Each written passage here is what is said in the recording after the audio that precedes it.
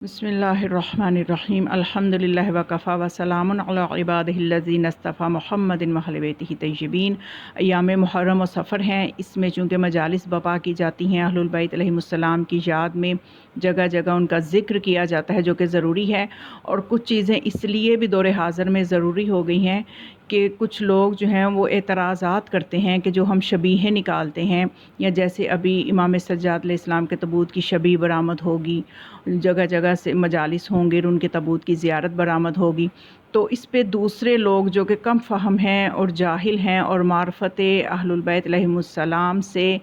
ان کے دل لبریز نہیں ہیں، تو وہ اعتراضات کرتے ہیں۔ تو ان کا جواب ہماری قوم کے پاس ہونا چاہیے کہ ہم یہ شبیہ جو نکالتے ہیں معصومین کی زیارات کی، تو ان کی کوئی نہ کوئی وجہ ہے، اور اس میں خدا کی بھی رضامندی ہے، اور یہ قرآن اور حدیث سے ثابت شدہ چیز ہے، کیونکہ مذہب شیعہ جو ہے یہ عقلی مذہب ہے، اور اس میں کسی بھی طرح کے شک و شبہ کی گنجائش نہیں ہے، اور یہ سارے کا سارا ہمارا عقیدہ جو ہے یہ ہم تک اہل البیت علیہم السلام کے ذریعے سے پہنچا ہے، اور یہ عین خدا اور رسول کی مرضی کے مطابق ہے۔ تو جو فعل اصل میں شرک کا فتویٰ لگا دیا جاتا ہے، جب بھی کوئی زیارت یا شبیہ برآمد ہو اس کو چوما جائے تو اس کے چومنے پہ ہی شرک اور بدعت کے فتوے جو ہیں وہ لگنا شروع ہو جاتے ہیں۔ تو اس سلسلے میں جو فعل سمجھنا یہ ضروری ہے کہ جو فعل شریعت میں صرف اللہ کے لیے مخصوص ہو، وہی فعل اگر غیر اللہ کے لیے کیا جائے تو یقیناً شرک ہے، اور شرک کے جتنا ہم شرک کو سمجھتے ہیں اتنا کوئی دوسرا نہیں سمجھ سکتا، اس لیے کہ ہم صحیح توحید پرست ہیں، اور جتنی اچھی توحید ہمیں مولا کائنات اور چہاردہ معصومین کے در سے سمجھنے کو ملتی ہے، دنیا کی کوئی ہستی اتنی اچھی توحید نہیں سمجھا سکتی۔ تو جتنی خالص توحید جس کے دل میں ہوگی اس کو شرک کی بو تک بھی سمجھ میں آ جائے گی کہ کس کام میں سے شرک کی بو بھی آ رہی ہے تو اس کو ترک کر دینا ہے۔ تو ہم الحمدللہ در اہل بیت علیہم السلام سے وابستہ ہیں، اس لیے ہماری توحید دلائل کے ساتھ مضبوط ہے، ہم ایسا فعل کر ہی نہیں سکتے جو شرک پر مبنی ہو۔ تو اس لیے جو سمجھنے کی چیز یہ ہے کہ جو فعل شریعت میں صرف اللہ کے لیے مخصوص ہو، وہی فعل اگر غیر اللہ کے لیے لیا جائے تو یقیناً شرک ہے۔ جیسے عبادت اللہ کے لیے مخصوص ہے، اگر غیر اللہ کی عبادت کی جائے تو شرک ہوگا، لیکن زیارات کو بوسہ دینا، جو شبیہیں نکلتی ہیں، تابوت نکلتا ہے، ذوالجناح ہے، تو ان کو بوسہ دینا جو ہے یہ اللہ سے مخصوص نہیں ہے، کیونکہ اللہ کو تو بوسہ دینا ممکن ہی نہیں ہے، کیونکہ وہ تو جسم و جسمانیت سے ہی مبرہ ہے۔ تو پھر کسی چیز کو بوسہ دینا اس چیز کی عبادت کیسے بن سکتا ہے، شرک کیسے ہو سکتا ہے؟ جو فعل اللہ کے لیے ممکن ہی نہیں ہے تو اس فعل کو اگر انجام دیا جائے تو وہ شرک ہو ہی نہیں سکتا۔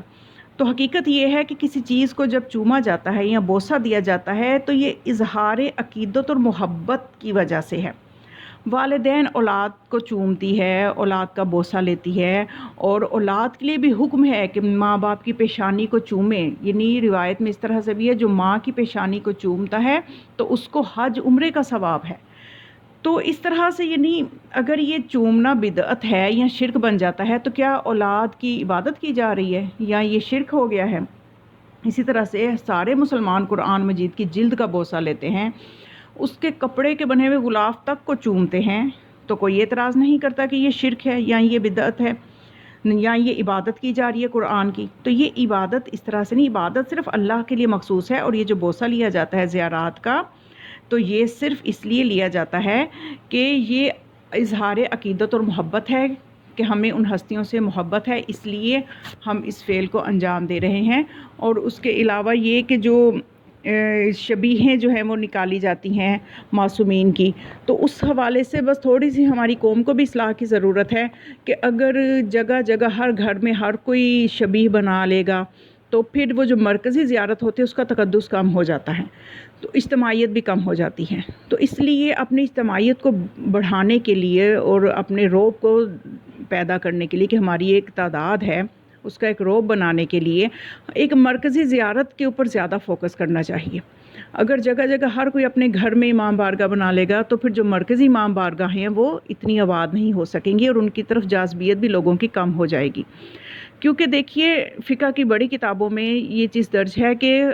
خانہ کعبہ میں، حرم میں 3 دن سے زیادہ رہنے کو وہاں پہ کراہیت قرار دیا گیا ہے بعض فقہا کے نزدیک۔ کیوں؟ اس لیے کہ دل سخت ہو جاتے ہیں اور وہ تقدس باقی نہیں رہتا، وہ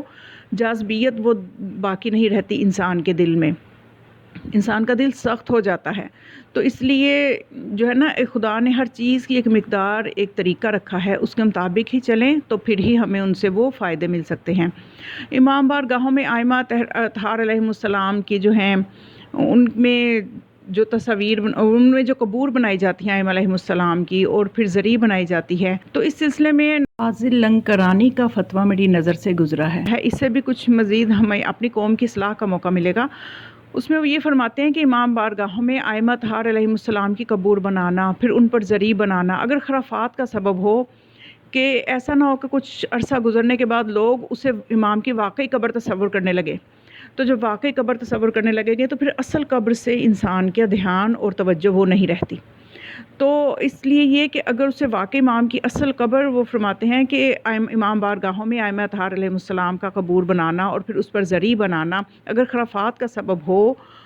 تو کچھ عرصہ گزرنے کے بعد لوگ اسے امام کی واقعی قبر تصور کرنے لگیں، یا یہ جو افراد امام بارگاہ میں آتے ہیں ان کے لیے رکاوٹ کا سبب ہو، یا کسی مفسدہ، کسی فساد کا سبب ہو، تو جائز نہیں ہے، اور اس کے حرام ہونے کو ثابت کرنے کے لیے کسی آیت یا روایت کی ضرورت نہیں ہے۔ ہر وہ کام جو بدعت ہو یا دین میں خرافات کا سبب ہو وہ جائز نہیں ہے۔ ہاں اگر جس دن عزاداری کرنی ہو اسی دن امام کے لیے یا شہداء کی قبر کی شبیہ بنانا، امام کی قبر کی یا شہداء کی قبروں کی شبیہ بنانا، اور عزاداری ختم ہونے کے بعد اسے بڑھا لینا، جسے کہتے ہیں کہ اگلے سال پھر اس کو بنائیں گے، اسے اٹھا لیں یا بڑھا لیں، تو اس میں کوئی مفسدہ بھی نہ ہو، تو اس میں پھر کوئی اشکال نہیں ہے۔ تو اس طرح سے جو ہے یعنی ہم جو شبیہ بناتے ہیں یہ قرآن سے بھی ثابت ہے، بس یہ چند چیزوں کا خیال رکھنا ہے، کیونکہ جب یہیں پہ جگہ جگہ شبیہ اور زیارتیں بنا لیں گے تو پھر لوگ اصل روضہ امام پہ جانے کے لیے سستی کریں گے۔ ممکن ہے کہ وہ اتنی پھر ان میں لگن یا وہ ان کو وہ معرفت نہ رہے کہ ہم اصل قبر پہ بھی جائیں، وہ یہیں پہ ہی جب وہ جگہ جگہ جائیں گے تو پھر ان کے لیے اصل قبر سے توجہ ہٹ جانے کا سبب بھی بن سکتا ہے۔ تو ان چیزوں کا خیال رکھتے ہوئے اگر ایک مخصوص تعداد میں مخصوص طریقے سے اگر شبیہ بنائی جائے تو اس میں کوئی حرج بھی نہیں ہے۔ اس کا قرآن میں بھی ذکر ہے، جیسا کہ قرآن میں حضرت سلیمان جو ہیں ان کے واقعہ کے حوالے سے ہمیں یہ ملتا ہے کہ تعزیہ کا اور شبیہ کا جواز ملتا ہے، کہ جس میں قرآن کی آیت میں خدا یہ فرماتا ہے یعملون لہ ما یشاء من محاریب و تماثیل و جنفان۔ اس طرح یہ پوری آیت ہے جس کا ترجمہ اس طرح سے ہے کہ جنات جو ہیں ان کے لیے بناتے تھے اونچی شاندار عمارتیں، مورتیں اور بڑے لگن اور حوض اور بڑی بھاری بھاری دیگیں جو ایک ہی جگہ جمی رہیں۔ تو اس آیت میں صاف معلوم ہوتا ہے کہ خدا نے جنات کو حضرت سلیمان کا تابع کر دیا تھا، اور جنات جو کچھ حضرت سلیمان کے لیے کرتے پروردگار کے حکم سے ہی ہوتا تھا، اور وہ جنات حضرت سلیمان کے لیے مورتیں بھی بناتے تھے۔ یہ مورتیں تماثیل کا ترجمہ ہے، اور تماثیل کا لفظ آیت میں موجود ہے، یعنی تمثیل بنانا، شبیہ بنانا، اور اس کے متعلق مفسرین کی تحقیق بھی ہے۔ علامہ بیضاوی جو ہیں وہ لکھتے ہیں کہ تماثیل اور جو تھی وہ کس چیز کی تماثیل تھی، وہ ملائکہ کی، انبیاء کی تصویریں تھیں، اور اس لیے بنانے کا مقصد یہ تھا کہ یہ لوگ بھی دیکھیں اور ان کی طرح عبادت کرنا سیکھیں، کہ جس طرح سے انبیاء عبادت کرتے ہیں، جس طرح سے فرشتے اللہ کی عبادت میں رہتے ہیں، تو ان کے اندر بھی، ان لوگوں کے اندر جو سلیمان کی امت تھی اس کے اندر بھی شوق عبادت پیدا ہو۔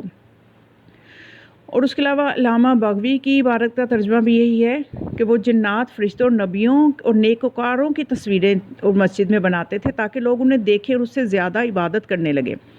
اور اسی طرح سے اور دیگر تفاسیر کشاف میں بھی آپ دیکھ لیں، تفسیر در منصور میں بھی دیکھ لیں، تو ان عبارتوں سے واضح ہے کہ خدا کے حکم سے جنات حضرت سلیمان کے لیے مختلف چیزوں کی شبیہیں بنایا کرتے تھے، اور ان کی غرض صرف یہ تھی کہ ان شبیہوں کو دیکھ کر لوگ زیادہ عبادت کریں۔ تو اس کا مطلب یہ کہ ہم بھی جو شبیہیں بناتے ہیں صرف اس لیے بناتے ہیں کہ ہمارا ان ہستیوں کی طرف رجحان ہو اور ہماری محبت دل میں بڑھے ان کے لیے، اور ہم بھی ان کی طرح جیسے وہ اللہ کے تابع فرمان تھے ان کے نقش قدم پہ چلتے ہوئے ہم بھی کسی حد تک خدا کا قرب پانے کی کوشش کریں، تاکہ ان کی یاد ہمارے دلوں میں تازہ رہے۔ اور یہی شعائر اللہ ہے، اور شعائر اللہ جو ہے ان کا احترام کرنا قرآن کی روح سے ثابت ہے۔ تو یہ وہ چند دلائل تھے جو میں تعزیہ کے حوالے سے اور اس کو بوسہ دینے کے حوالے سے اور شبیہ کے حوالے سے دینا چاہتی تھی۔ ان معلومات کو آپ خود بھی سمجھیں اور میرے چینل کو سبسکرائب کریں، دوسروں تک پہنچائیں، تاکہ اعتقادی مسئلے اور عبادت کو ہیں اس کو پھیلانا عبادت ہے اور اس عبادت میں آپ کا بھی حصہ ہو جائے۔ والسلام علیکم ورحمۃ اللہ وبرکاتہ۔